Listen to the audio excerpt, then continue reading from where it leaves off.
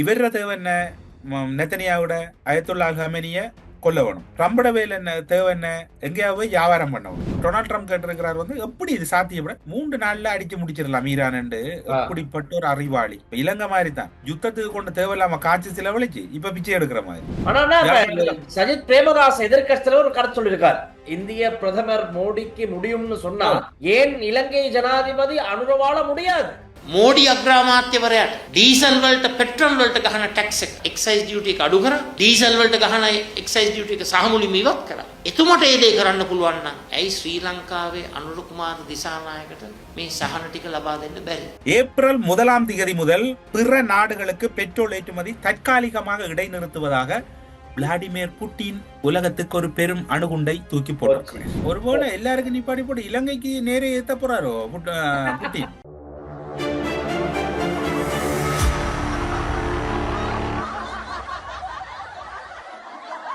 வெளிநாட்டில் இருக்கும் உங்களுக்காக இலங்கையில் இருக்கும் உங்கள் பெற்றோரின் ஆரோக்கியத்தை எங்கள் சொந்த பெற்றோரைப் போல அன்புடன் நாங்கள் பராமரிக்கின்றோம். Medi Place. ரைனோ ரூஃபிங்கிடமிருந்து ரைனோ பிரீமியர் ரூஃபிங் தீர்வுகள். ஹலோ அண்ணா, வணக்கம்.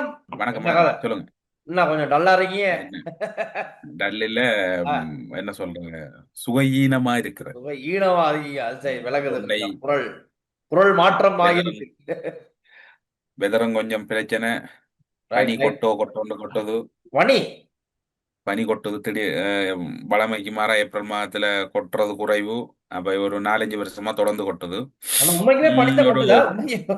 இல்ல இப்ப பகல்ல வெளியே வெயில் இருக்குது, ராவில பனி கொட்டுது. அதே நேரம் சரியான அந்த வீடியோ நான் போடுறேன் பாருங்க, இப்படி பனி கொட்டுதுன்னு. காத்தோட இங்க நாங்க வெயில கொதிக்குது, பாலைவனத்துல இருக்க மாதிரி வெயில் ஆகிட்டு இருக்கு, வெளியே போக முடியாத நிலைமை. அப்பயும் நாங்க ரொம்ப கஷ்டப்பட்டுதான் இன்னைக்கு நார்மலா டிஷர்ட் எல்லாம் போட்டோம், ஷர்ட் எல்லாம் போட முடியும். அப்படி இங்க சூடு ஏசிய என்னத்தான் வச்சாலும் அது வேற இல்ல. அதை விட வெளியே இருக்க சூடு ரொம்ப மோசமா இருக்கு காலநிலை. இங்க அங்க பனிங்கிறீங்க, இப்படி இருக்க சூழ்நிலை. அது ஒரு புறம் இருக்கட்டும். சுவையினம் என்றாலும் மக்களை சந்திக்காம இருக்க முடியாது. சரி, ஒரு நாளைக்கு வரலன்னா கூட பல மக்கள் குறுஞ்செய்தி அனுப்புறாங்க அல்லது டெலிபோன் பண்றாங்க, என்ன உங்களை காணல. ஒரு சில தெரிஞ்சாக்கள் போன் பண்ணா தெரியாத கூட மக்கள் எங்களோட தேடிக்கொண்டு வைப்பாங்க.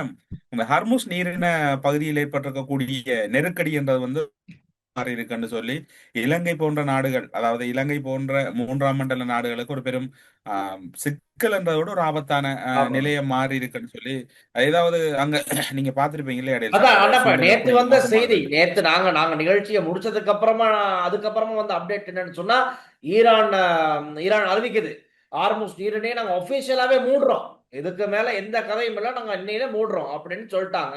அதுக்கு பிறகுதான் இப்ப பல அறிவித்தல்கள் எல்லாம் கிடைக்குது. ஹோர்முஸ் நெருக்கடியால் உலகின் மிக மோசமாக பாதிக்கப்பட்ட நாடாக மாறி இலங்கை, பல நாடுகள் இலங்கையும் ஒரு நாடு பாதிக்கப்பட்டிருக்கு. அது எரிபொருளா இருக்கலாம், அதே மாதிரி உரம், ரசாயன உரம், ரைட், அது கூட பிரச்சனையா தான் ஆகியிருக்குது. ஆனா இப்ப இந்த செய்தியின் அடிப்படையில எங்களுக்கு தெரிஞ்சு கொள்ளக்கூடியதா இருக்கு. ஜெர்மனியில் உள்ள கீழ் ஆராய்ச்சி நிறுவனம் ஹோர்முஸ் நீரிணை முழுமையாக மூடப்பட்டால் உலகளாவிய கோதுமை விலைகள் 4.2% வரையிலும், பழங்கள் மற்றும் காய்கறிகளின் விலைகள் 5.2% வரையிலும் அதிகரிக்கக்கூடும்னு ஒரு அறிக்கை வெளியிட்டு இருக்காங்க. உலகளாவிய ரீதியில் எங்களுக்கு இது இந்த சிறிமாட ஆட்சி காலத்துல பாத்தீங்கன்னு சொன்னால் முன்னர் நடந்த ஆட்சியில வந்து இப்படியான ஒரு கடும் பொருளாதார நெருக்கடி, பொருள் நெருக்கடி எல்லாம் வந்து பலர் மரவள்ளி கிழங்கு சாப்பிட்டு எங்கட பேரண்ட்ஸ் அல்லது எங்கட உறவுகள் பல நெருக்கடியான சூழ்நிலையில சாப்பாட்டுக்கு நெருக்கடி, உடுப்பு கழுவுறது, சோப்புக்கு நெருக்கடி, இப்படி எல்லாம் வாழ்ந்தவங்க. அதன் பின்னர் பாத்தீங்கன்னா யுத்த கால பகுதியில தேவையற்ற ஒரு யுத்தம். இப்ப எப்படி ஈரான் மீது டொனால்ட் ட்ரம்ப் போய் என்னத்துக்கு யுத்தம் செய்கிறார், என்னத்துக்குண்டே தெரியாது. அது மாதிரி வடக்கு கிழக்குல இந்த மக்கள் தங்களுக்கான உரிமை தரலன்னா அவங்களுக்கான ஒரு கட்டாயம் உருவாகல, அத பயங்கரவாதத்தை ஒழிக்கின்ற ஒரு யுத்தம். அதாவது சொல்ல போனா டொனால்ட் ட்ரம்பும் சரி, இலங்கையில இருந்த அத்தனை ஜனாதிபதிகளும் சரி, அது பிரேமதாசாவும் சரி, டிபி விஜயதுங்கவும் சரி, சந்திரிகா பண்டாநாயகம், மஹிந்த ராஜபக்ச, ரணில் விக்ரமசிங்க, இப்ப இருக்கிற அனுரா வரைக்கும், இந்த ஒருவேளை யுத்த காலத்துல ஜனாதிபதியா இருந்தா நினைச்சிருப்பார், அவர் வந்து இதே தான் சரிப்பார். என்னத்துக்கு தெரியாம யுத்தம் செய்தவங்க ஒன்று பொறுத்தவரையில ரசவாதி அல்லது பயங்கரவாதிகளோட ஈராக்குள்ள முதல்ல புஷ் ஆட்சி காலத்துல ஈராக்குள்ள போக்குள்ள என்ன அணுவாயுதம் இருக்குன்னு சதாம் ஹுசைன்கிட்ட போய், உண்மையில அணுவாயுதம் என்ற சாமானே அங்க இல்ல. இல்ல. அதாவது அந்த மேற்கத்திய சமூகம் அல்லது ஒரு ஆளும் வர்க்கம் எதை நினைக்குதோ அதை சாதிக்க துடிக்கும். இப்ப இப்ப இப்ப நடக்கிற என்ன பிரச்சனை, இப்ப இந்த காலப்பகுதியில தமிழர்கள் அல்லது இலங்கை வாழ் மக்கள் எப்படி இதை கடந்து செல்வாங்கன்னு சொன்னால் ஒரு சவால் மிக்க காலம் தான் விளங்குதா டெல்சான். ஆமா. அவங்க அன்றைக்கு வாழக்கூடியதா இருந்தது, இவங்களால வாழ இயலுமான்னு கேட்டா என்ன பொறுத்தவரை இல்லைன்னு தான் சொல்லுவேன். இல்ல. இப்ப இருக்கிற தலைமுறை பிள்ளைக்கு சோறு ஊட்டுறண்டாலே கைத்தொலைபேசி இல்லாட்டி ஊட்ட இல்லாது. இன்னைக்கு அதான் நடந்துருக்கு. ஆஹ் அப்படியான அப்ப அன்றைக்கு என்ன நடந்தது, நம்மட பாட்டனும் பாட்டியும் அம்மா அப்பாவும் நிலா காட்டி சோறு நிலா ஊட்டுறாங்க. காட்டி சோறு விட்டான். அப்ப அவங்களால அன்றைய பொருளாதார நெருக்கடியை கடக்க முடிஞ்சது, கடந்தாங்க. இன்றைக்கு இருக்கிற தலைமுறை அதை கடக்குமான்னு கேட்டா இல்ல. சரி. ஏன்னா அவங்களுக்கு இப்ப வந்து ஆன்லைன்ல சாப்பாடு ஓட பண்ணாட்டி சில நேரம் சமைக்கலன்னா ஆன்லைன்ல சாப்பாடு. இப்ப கேஸ்ல சமைக்கிறார்கள், அடுத்த ஸ்டெப்பை பற்றி இன்னும் சிந்திக்கல.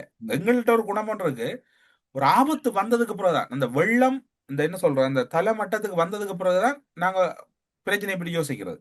இந்த ஹர்முஸ் நீரிணையிற விவகாரம் பண்றது ஒரு பெரும் இலங்கையை போன்ற நாடுகள்ல எல்லாம் இப்ப காலபோகம் வெள்ளாமை செய்யக்கூடிய காலம். இப்ப இருக்கிற அந்த காலபோக வெள்ளாமை செய்ய ஊக்கப்படுத்தணும், தென்னப்பயிற்சியை ஊக்கப்படுத்தணும், வீட்டு விவசாயத்தை ஊக்கப்படுத்தணும். அதாவது தற்சார்பு பொருளாதாரத்துக்கு இந்த அரசாங்கம் ஊக்கப்படுத்தணும். அதை விட்டு கூட அரசாங்கம் தண்டவாட்டிலையும் மக்கள் தங்கடவாட்டிலையும் எதிர்கட்சி தங்கடவாட்டிலையும் போனா இந்த நீங்க சொல்ற ஆபத்துல இருந்து மக்கள் மீள இல்லாது. ஏனென்றால் முதல் இருந்த தலைமுறை இலங்கையில இல்ல. இப்ப இருக்கிற தலைமுறை என்னோட ஒரு நான் அந்த சமயத்தை சொல்ல ஒரு துறவியோரால் சொல்றார். அவர் எந்த சமயம் சொல்லலைன்னா, இப்ப 3-4 வருஷமா துறவியா வந்ததுக்கு பிறகு அந்த துறவிமாருக்கு வந்து என்ன சொல்ற தலைவலி வரும், என்ன சொல்ற டஸ்ட கண்டா அலர்ஜி வரும், அதுக்கப்புறம் லக்ஸரியா வாழ வலிக்கிறாங்க. அன்றைக்கு இருந்த துறைமார் சைக்கிள்ல எல்லாம் பயணம் செய்தாங்க. இன்னைக்கு எல்லாம் மாறி போயிருக்கு அப்படிங்கிறத சொல்லக்கூடியதா இருக்கு. இதான் இவ்வளவுதான் டெல்சான். இது இப்ப நீங்க சொல்ற பெரிய ஆபத்து. இதுல இருந்து எப்படி கடக்க போறாங்களோ எல்லாரையும் கடவுள் தான் காப்பாற்றும். அதான் இனி வரும் நாட்கள்ல எப்படி இது எல்லாமே நிலை மாறப்போகுதுன்னு தெரியல. ஆனா அதுக்கு அமைய வந்த செய்தியின் அடிப்படையில் உணவுப் பொருட்களின் விலைகளில் ஏற்படும் ஒட்டுமொத்த உயர்வால் மிக கடுமையாக பாதிக்கப்படும் நாடுகள் ஷாம்பியா 30.7% முதலிடத்திலும், 2வது இடம் இலங்கை 15.3% 2வது இடத்திலும், தாய்வான் 12.5% 4ஆம் இடத்திலும் மற்றும் பாகிஸ்தான் 11.4% 5ஆம் இடத்திலும் உள்ளது. நாங்க தான் 2ஆம் இடம் உணவு விலை. இல்ல என்னன்னா டெல்சான், என்ன உள்ளூர் உற்பத்தியை நாங்க அதிகரிக்காத வரைக்கும் எதுவுமே நடக்காது. அதே மாதிரி அந்த தமிழ் கட்சிகள் நீங்க இந்த மாகாண சபைக்கு யாரு வெல்றன்றதை விட உங்களோட ஒவ்வொரு பிரதேச ஏரியாக்கள்ல சனத்துக்கு என்ன சொல்ல பயிர பச்சையில நாட்ட சொல்லுங்க, கத்திரிய வண்டிய மரவழிப்படுத்த வேண்டிய எத்தனையோ விஷயங்கள் இருக்கு. உண்மைதான். மாகாண சபை எலெக்ஷன் வந்தா என்ன சனம் சாப்பிடாம உங்களுக்கு ஓட் போடுறது. அதோட இன்னொரு காமெடி டெல்சான், அமெரிக்காவோட துணை ஜனாதிபதி ஜேடி வான்ஸ் வந்து இஸ்ரேலிய பிரதமர் பெஞ்சமின் நெத்தனியாவோட தொலைபேசியில உரையாடி இருக்கிறார்.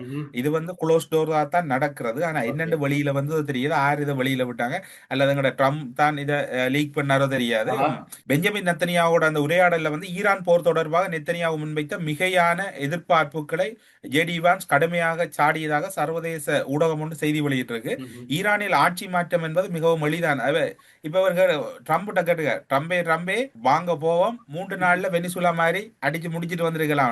இவர தேவை என்ன, நெத்தனியாவோட அயத்துல்லா அல் ஹமேனிய கொல்ல வேணும். ட்ரம்போட வேலை என்ன தேவை என்ன, எங்கேயாவது வியாபாரம் பண்ணணும், எங்கேயாவது சங்க கடை திறக்கணும். இப்ப இவர்கிட்ட கூப்பிட்டா வாங்க போக முடியும். இவர் பிள்ளையா வழி நடத்திட்டார் நெத்தனியாவு. ஜேடி வான்ஸ் வந்து கடுமையா லெஃப்ட் டு ரைட் வாங்கி இருக்கிற ஜேடி வான்ஸ் இப்படியெல்லாம் நீங்க செய்திருக்க கூடாதுன்னு சொல்லி போட்டு அவர் சொல்லிக்கிறார் என்றால் டொனால்ட் ட்ரம்ப் கேட்டிருக்கிறார் வந்து எப்படி இது சாத்தியப்பட 3 நாள்ல அடிச்சு முடிச்சிடலாம் ஈரான் என்று. எப்படிப்பட்ட ஒரு அறிவாளி. இப்ப இலங்கை மாதிரி தான் யுத்தத்துக்கு கொண்டு தேவையில்லாம காட்சி செலவழிச்சு இப்ப பிச்சை எடுக்கிற மாதிரி. இப்ப இதான் நடந்தது. இப்ப இதுல வந்து பெரிய கடும் கருத்து மோதலாம். அதாவது 100% வெளியில வர வாய்ப்பு இல்லை டேல்சான். ஆனா அமெரிக்க ஊடகங்கள் வெளியிட்டு இருக்கின்றால் இது அமெரிக்க தரப்பால இது கசிய விடப்பட்டிருக்கு இந்த தகவல். ஆனா அதே மாதிரி இப்போ இலங்கையில சிபிசி பெட்ரோலிய கூட்டுத்தாபனம் ஒரு விசேட ஊடகத்துக்கு நடத்திக்கிட்டு இருக்காங்க. அதுல கிடைச்ச ஒரு தகவல் இப்ப நடந்துகிட்டு இருக்கனால எங்களுக்கு ஃபுல்லா என்ன சொல்றாங்க சொல்ல முடியாம இருக்கு. ஆனாலும் இப்ப கிடைச்ச தகவல் அடிப்படையில நாட்டில் ஏற்பட்டுள்ள நெருக்கடி நிலைமை காரணமாக பண்டிகை காலத்தில் எரிபொருள் பற்றாக்குறை ஏற்படாத வகையில் முன்னெச்சரிக்கை நடவடிக்கைகள் மேற்கொள்ளப்பட்டுள்ளதாக இலங்கை பெட்ரோலிய கூட்டுத்தாபனம் தெரிவித்திருக்கிறது. அதே மாதிரி பண்டிகை கால தேவையை கருத்தில் கொண்டு எரிபொருள் கையிருப்பை அதிகரிக்கும் நடவடிக்கைகள் மேற்கொள்ளப்பட்டுள்ளதாகவும் அவர் இப்போ நடந்துகிட்டு இருக்க ஊடக சந்திப்புல தெரிவித்திருக்காரு. நாட்டில் எரிபொருள் விநியோகம் தடையும் நடைபெறுவதாக போதுமான அளவு கையிருப்பு ஏற்பாடு இருப்பதாகவும் அவர் உறுதியளிச்சிருக்காரு. சோ ஏப்ரல் மாத இறுதி வரை எங்களுக்கு தாக்குப்பிடிக்கக்கூடிய மாதிரி பெட்ரோல் கையிருப்பு இருப்பதாகத்தான் பெட்ரோலிய கூட்டுத்தாபன தலைவர் சொல்லி இருக்காரு. ஆனா சஜித் பிரேமதாஸ் எதிர்க்கட்சியில ஒரு கருத்து சொல்லியிருக்காரு.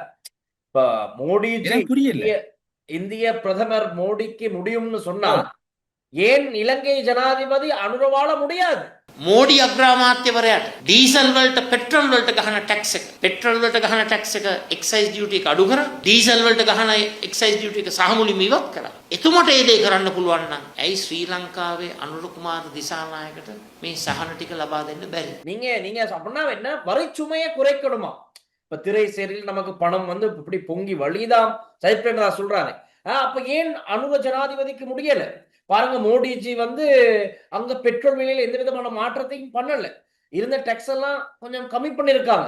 அப்ப இங்க திரைசேரி நிலைமை வளையுதுன்னு சொன்னா ஏன் அனுரகுமார் திசாநாயக்காவால மக்களுக்கு நிவாரணம் கொடுக்க முடியாது, வரிச்சுமை ஏன் குறைக்க முடியாது அப்படின்னு கேள்வி கேட்டிருக்காரு எதிர்கட்சி தலைவர் சஜித் பிரேமதாஸ். எனக்கு புரியல, இலங்கை அபிவிருத்தி அடைஞ்ச நாடா அல்லது வளர்முக நாடாண்டே விளங்கல. சஜித் பிரேமதாஸ் சில நேரம் கதைக்கிறது புரியுது இல்ல, எனக்கு புரியுது இல்ல. அவர் தான் சொல்றாரு மோடி அவர்களுக்கு முடியும்னு சொன்னா அனுரவும் செய்யணும் அப்படின்னு சொல்றாரு, நிவாரணம் வழங்கணும் அப்படின்னு. டெல்சான் இன்னும் ஒரு அதிசயம் நடந்திருக்கிறார். அம்பேபுசா பகுதியில் சட்டவிரோதமாக டீசல் விட்டு வந்த மொபைல் வேன்ல வந்து நடமாடும் சேவை அம்பேபுசா பகுதியில் நடந்திருக்கு. அதுல 2 நாள் ஒரு ஆள் டீசல் வாங்கி போட்டு தான் பிடிச்சிருக்கிறார். 2 நாள் இவர்களை பின்தொடர்ந்து அவர்களை வாங்கிட்டு, அதுவும் 1200 லிட்டர் டீசலா, மொபைல் சர்வீஸ். பெரிய பிசினஸ் தான். ஆனா இப்ப டீசல் சொல்லணும் ஞாபகம் வச்சு, இப்ப எல்லாரும் எதிர்பார்ப்பாங்க, இப்ப இந்த மந்த் எண்ட் வருது, மந்த் எண்ட் ஒவ்வொரு மாச இறுதியிலையும் வந்து பெட்ரோல் விலையில ஒரு திருத்தம் மேற்கொள்ளப்படும். ஒன்னும் அதிகரிக்கும், ஒன்னு குறையும். இப்ப ரீசெண்டா எல்லாம் அதிகரிச்சுதான் இருக்கு. இனி குறையுமான்னு கேட்டா இல்ல. என்ன சொன்னா, இப்ப சற்று முன்னர் இலங்கை பெட்ரோலிய கூட்டுத்தாபன தலைவர் சொல்லியிருக்காரு, இப்ப நடந்திருக்க பிரஸ் மீட்ல அப்டேட் என்ன சொன்னா, மார்ச் 31, 2026 இந்த மாத இறுதியில எரிபொருள் விலையில் எந்த மாற்றமும் இருக்காது அப்படின்னு அவர் சொல்லிட்டாரு. இப்ப எதிர்கட்சிகள் பிடிச்சுக்குவாங்க, அது எப்படி நீங்க இருக்க ஸ்டாக்குக்கு நீங்க எப்படி விலை கூட்டலாம், இருக்கதை குறைக்கலாமே தவிர கூட்ட முடியாது அப்படின்னு சொல்லுவாங்க. சர்வதேச நிலைமைப்படுத்தி பார்க்கும்போது நாங்க இப்ப அரசாங்கம் ஒரு மானியம் கொடுக்குது. இப்ப இந்த விலை இல்லை, இதை விட அதிகமா தான் விலை விற்கணும்னு அரசு தரப்பு சொல்லுது. ஆனா என்னன்னா, இப்ப சிபிசிக்கு எல்லாத்தையும் தாங்கிக் கொள்ள முடியாதனால அரசாங்கம் ஒரு பங்கு அவங்க பொறுப்பேற்று அவங்க ஒரு 100 ரூபாய் அரசாங்கத்துல இருந்து ஒரு 100 ரூபாய், மிச்சத்தை சிபிசி ஒரு 50 ரூபாய், அப்படி மாறி மாறி செஞ்சுதான் இந்த விலையில கூட இப்ப பெட்ரோல் கிடைக்கதா அரசு தரப்பு தகவல்கள் சொல்லப்படுது. பெட்ரோல் விலையில மாற்றம் இல்லை, இந்த விலையிலே தான் இனி போகணும். ஏப்ரல் இறுதி, நீ ஏப்ரல் ஏதாவது வந்தா தான் உண்டு. ஆனா இன்னொரு விஷயம், யாழ்ப்பாணத்தில் நடந்திருக்க இன்னும் ஒரு சம்பவம். யாழில் சட்டவிரோதமாக மணல் ஏற்றி வந்த உளவு இயந்திரத்தை தடுத்து நிறுத்த முயன்ற போலீஸ் சம்பவம். இந்த தென்மராட்சி வடமராட்சியில இந்த மண் ஏத்துறதுன்றது தொல்லை தாங்க இல்லாதானே, அன்ஸ்டாப்பபிள். பல இடங்கள் வடகிழக்குல பல இடங்கள்ல இந்த கள்ளமண் மாபியாக்கள் பிரச்சனை போலீசார் நிப்பாட்டி இருக்கலாம், அடிச்சு அவரை இந்த மாதிரி அடிச்சு ஏத்தி போயிருக்காங்க. அதான் பிரச்சனையே. டெல்சான் 2 விஷயத்துல இங்க சட்டங்கள் கடுமையாகப்படணும். இந்த பெண்கள் மீதான துஷ்பிரயோகம், சிறுவர்கள் மீதான துஷ்பிரயோகம், மற்றது வயோதிபர்கள் மீதான தாக்குதல்கள், பிள்ளைகளால் இடம்பெற தாக்குதல்கள், மற்ற சட்டம் ஒழுங்க மதிக்காம செல்றாக்கள், இதெல்லாம் கடுமையான சட்டங்கள் கொண்டு வரணும். அதான் இப்ப தடுத்து நிறுத்த முயன்ற போலீஸ் உத்தியோகத்தரை அதே வேகத்தில் வந்து மோதி தள்ளியதில் போலீஸ் உத்தியோகத்தர் ஒருவர் உயிரிழந்திருக்கிறார் ஆன் ஸ்பாட். மற்றும் ஒரு போலீஸ் உத்தியோகஸ்தர் காயமடைந்திருக்கின்றார். இச்சம்பவம் இன்று காலை கொடிகாமம் பகுதியில் இடம்பெற்றதாக தான் சொல்லப்படுது. உயிரிழந்தவர் சார்ஜென்ட் தர அதிகாரியான ஆல்பர்ட் உயிரிழந்திருக்காரு. சம்பவத்தில் மோதிய உளவு இயந்திர சாரதி அவ்விடத்தில் தப்பி சென்றுள்ளதுடன் சாரதியை கைது செய்ய போலீசார் நடவடிக்கை எடுத்திருக்காங்க. பாத்துக்கோங்க என்ன சம்பவம். போலீஸ் அதிகாரிய அடிச்சு கொண்டுட்டு போயிருக்காப்புல. ஆனா இன்னொரு வீடியோ இருக்கட்டா, என்னன்னு சொன்னா, ட்ரம்ப் ஜனாதிபதி வந்து வார இறுதியை புளோரிடாவில் செலவிடுவதற்கு தயாராகி அப்படி வந்தப்போ ஊடகவியலாளர்கள் கேட்கிறாங்க, என்ன ட்ரம்ப் ஜனாதிபதி ஈரானை பத்தி என்ன அப்டேட், என்ன புது நிலவரம்? அப்ப அவர் சொல்றாரு சிரிச்சுக்கிட்டு, ஈரான் இப்போது முற்றிலும் பலவீனம் அடைந்து வருகிறது, அவர்கள் பேசுகிறார்கள், நாங்களும் பேசுகிறோம். அவர்கள் ஒப்பந்தம் செய்ய விரும்புகிறார்கள். எங்களுடைய ராணுவம் உலகிலேயே மிக வலிமையானது. ஈரான் இப்போது அழிக்கப்பட்டு வருவதாக சொல்லிட்டு அப்படி திரும்ப போறார். ஒப்பந்தம் செய்யற சொன்னீங்க. அஹ். ஒப்பந்தம் செய்யறன்னு ஆறு இந்த கதை புரளியை கிளப்பி விட்டுன்னு கேட்கல நீங்க. அது- பாகிஸ்தான் தான் இந்த புரளியை கிளப்பி விட்டது. ம், ம், ம், ம். எங்களோட ஈரான் சொல்லி போட்டு நான் ஒரு தடவை கதைக்கல Okay. இதெல்லாம் பொய்யான செய்தி என்று.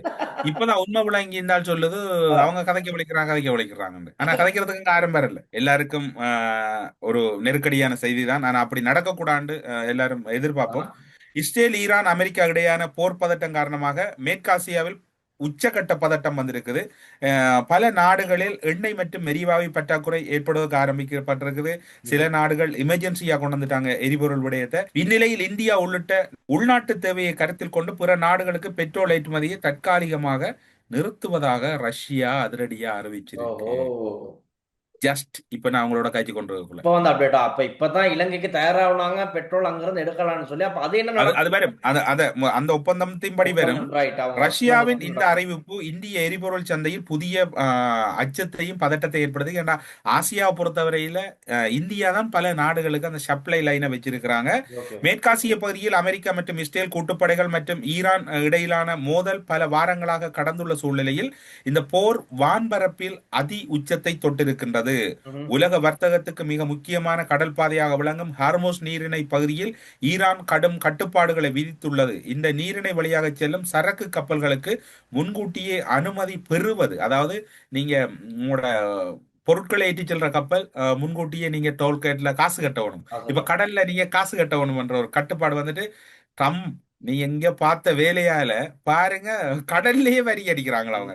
அடுத்தது அமெரிக்கா இஸ்ரேல் மற்றும் அவர்கள் நட்பு நாடுகளின் கப்பல்களை அனுமதிக்க முடியாது என்று திட்டவட்டமா ஈரான் சொல்லிட்டு இந்த சூழ்நிலையில வளைகுடா நாடுகளிலிருந்து கச்சா எண்ணெய் ஏற்றுமதி செய்வதில் சிக்கல் ஏற்பட்டுள்ளது. சில நாடுகளில் சமையல் எரிவாயு மற்றும் பெட்ரோல் டீசல் விநியோகத்தில் சவால்கள் உருவாகியுள்ளதாக தகவல் வெளியாகியுள்ள நிலையில் மாற்று வாய்ப்பாக ரஷ்யாவிடமிருந்து அதிக அளவு கச்சா எண்ணெய் வாங்கி வந்த சூழ்நிலை இப்போது இந்த நெருக்கடி எழுந்திருக்கின்றது. ஏப்ரல் 1ஆம் தேதி முதல் பிற நாடுகளுக்கு பெட்ரோல் ஏற்றுமதி தற்காலிகமாக இடைநிறுத்துவதாக விளாடிமிர் புட்டின் உலகத்துக்கு ஒரு பெரும் அணுகுண்டை தூக்கி போட்டிருக்கிறார். அணுகுண்டு அடிக்க தேவையில்லை, அடிச்சாச்சு. ரஷ்யா கிட்ட இருந்து பெட்ரோல் எடுத்துக்கலாம் அப்படின்னு எதிர்பார்த்த பல நாடுகளுக்கு இது பேரதிர்ச்சி அணுகுண்டுதான். அது மட்டுமல்லாது அந்நாட்டில் பெட்ரோல் விலையை கட்டுப்படுத்த உதவும் என்று ரஷ்யா சொல்லியிருக்கு. குறிப்பா சொல்லப்போனா ரஷ்யாட உள்நாட்டு எரிபொருள் விநியோகத்தில் முன்னுரிமை வழங்கும் அந்நாட்டில் பெட்ரோல் விலையை கட்டுப்படுத்துவதில் உதவும் என்று ரஷ்யா தெரிவிச்சிருக்கிறது. ரஷ்ய துணை பிரதமர் அலெக்சாண்ட்ரா நொவாக் தலைமையில் நடைபெற்ற உயர்மட்ட ஆலோசனை கூட்டம். துணை பிரதமர் தலைமையில் நடக்கா புட்டின் சுவிட்ச் ஒன் பண்ணாமலா இருப்பார், ஒன் பண்ணிருப்பார். ஏய் துணை பிரதமர் உடனே போய் அடிச்சு விடு, வேலையை முடி. என்ன பிரச்சனைனா இங்க இந்த யுத்தம் ஈரான் யுத்தம் நடந்து கொண்டிருக்கிற சூழ்நிலையில இந்த அடுத்த இந்த விளையாட்டு பயல் செலஸ்கி உக்ரைன் அதிபர் அங்க போய் அடிக்கிறாரப்பா. எங்க ரஷ்யாவுக்கு போய் அடி நடக்குது. ரஷ்யா சொல்லி பார்த்தது நிப்பாட்டுங்கன்ட்டு இப்ப எல்லா பக்கத்தாலையும் உலகம் அப்படியே இருக போகுது. என்ன ஒரு பேரு அதுல பாதாளத்துக்கு உலகத்தை கொண்டு போயிட்டு தள்ளுற ஒரு நடவடிக்கை தான் ஒரு சைக்கோ மனிதனால இன்னைக்கு உருவாக போகுது. சப்ளை லைன் கட் ஆயிடுச்சுன்னா பெரிய நெருக்கடி இருக்குது எல்லாருக்கும். ஆனா அந்த செய்தியோட நாங்க எதிர்பார்த்த நேற்று இந்தியாவிலிருந்து கிடைத்த அறிவித்தலின்படி 20,000 மெட்ரிக் டன் டீசல் மற்றும் 18,000 மெட்ரிக் டன் பெட்ரோல் ஆகியவற்றை ஏற்றிய கப்பல் சற்று முன் கொழும்பு துறைமுகத்தை வந்தடைந்துள்ளதாக கொழும்பில் உள்ள இந்திய உயர்ஸ்தானிகர் ஆலயம் அறிவித்துள்ளது. ஜனாதிபதி அன்ரு குமார திசாநாயக்க மற்றும் இந்திய பிரதமர் நரேந்திர மோடி ஆகியோருக்கிடையில் கடந்த செவ்வாய்க்கிழமை இடம்பெற்ற தொலைபேசி உரையாடலின் பின்னர் குறித்த எரிபொருள் கப்பல் இன்று நாட்டிற்கு கிடைத்திருக்கின்றது அப்படின்னு அந்த செய்தி. ஒருவேளை எல்லாருக்கும் நிப்பாடி போட்டு இலங்கைக்கு நேரே ஏத்த போறாரோ புட்டின்? நேற்று அவர் இலங்கையோட வந்து கதைச்சவங்க அதான் எரிசக்தியை அவங்களோட அமைச்சர் வந்து அந்த இந்தியாவை இதுல பழி வாங்க போறாங்க நினைக்கிறேன். இந்தியா முதல் பெற்று வந்தது அமெரிக்காட கதையை கட்டு இந்தியா வந்து ரஷ்யாட்ட வந்து பெட்ரோல கச்சா எண்ணெய் ஏற்றுமதியை நிப்பாட்டினது. சில வேளை இந்தியாவை பழி வாங்குற வேலையே. ஆனா இருந்தாலும் கூட டில்சான் ஒரு நாளைக்கு ரஷ்யாட்ட இருந்து 1,20,000 முதல் 1,70,000 பீப்பாய்கள் வரை பெட்ரோல் ஏற்றுமதி செய்யப்படுகிறது. அதுல நீங்க அவதானிக்க வேண்டியது வந்து சீனா, துருக்கி, சிங்கப்பூர், இந்தியா மற்றும் ஆப்பிரிக்க நாடுகளுக்கு ரஷ்யாவின் எரிபொருளுக்கு அதிகம். இலங்கை எரிபொருள் வாங்குறது வந்து சிங்கப்பூர்ட்டையும் இந்தியாட்டையும் இருந்து. நோட் பண்ணுங்களா. அந்த பெட்ரோல் மற்றது எரிபொருள்களை பயன்படுத்தக்கூடிய அனைவரும் மிகவும் பொறுப்போட நடந்து கொள்ளுங்க. ரஷ்யாட அறிவிப்புன்றது உலகத்துல இன்னும் ஒரு ஒரு ஆபத்தான ஒரு நிலைமையத்தான் சூழ்நிலையை தம்பர போது எல்லாரும் எல்லாத்துக்கும் தயாரா இருங்க. இந்த ரஷ்யா புட்டின் முடிவுன்றது வந்து ஏதோ ஒரு மாற்றம் வரும் அல்லது ஏதோ ஒரு விபரீதம் ஏற்படும். இது ரெண்டு தான் நடக்க போகுது. இந்த புட்டின் முடிவு அது மேற்கத்திய நாடுகள்ல இருக்கிற ஆக்களும் சரி எல்லாரும் சரி கொஞ்சம் பொறுப்போட நடந்து கொள்ளுங்க. கண்மூடித்தனமா நடந்து கொள்ளாங்க. அதுவும் இப்ப இலங்கையில இன்னும் நெருக்கடியாகவும் இப்போ இந்த திருட்டுத்தனமா பதுக்குறது, அளவுக்கு அதிகமா எடுத்துக்கிட்டு போறது, இப்படி நிறைய விஷயங்கள் நடந்துகிட்டு மற்றது இருக்கு. இந்த பெட்ரோல் டீசல்கள் பதுக்குறாக்களுக்கு வந்து சட்டங்கள் கடுமையாக்கப்பட்டிருக்கு. ஆனா ஓகே விழுப்புரம் டீச்சர், அப்ப போயிட்டு வாங்க. நல்லபடியா போயிட்டு வாங்க. நல்லது நடக்கணும்னு எதிர்பார்ப்போம். ப்ரே பண்ணுங்க. ஸ்பெஷலா எல்லாரும் நீங்க கடவுள்கிட்ட உங்களோட இஷ்ட தெய்வங்கள்ட்ட மன்றாடுங்க. இந்த உலகில் ஒரு நல்ல சூழ்நிலை திரும்பணும்னு. ஈரான்ல சண்டை நடந்தா அது ஈரானுக்கு மட்டுமில்ல ஒட்டுமொத்த உலகம் ஸ்தம்பிக்க போகுது. ரஷ்யாட முடிவு ஆபத்தான முடிவு. நாங்க சிங்கப்பூர் டைம் இந்தியாட்ட இருந்தா அதிக அளவான எண்ணெய்களை கொள்வனவு செய்கிறோம்.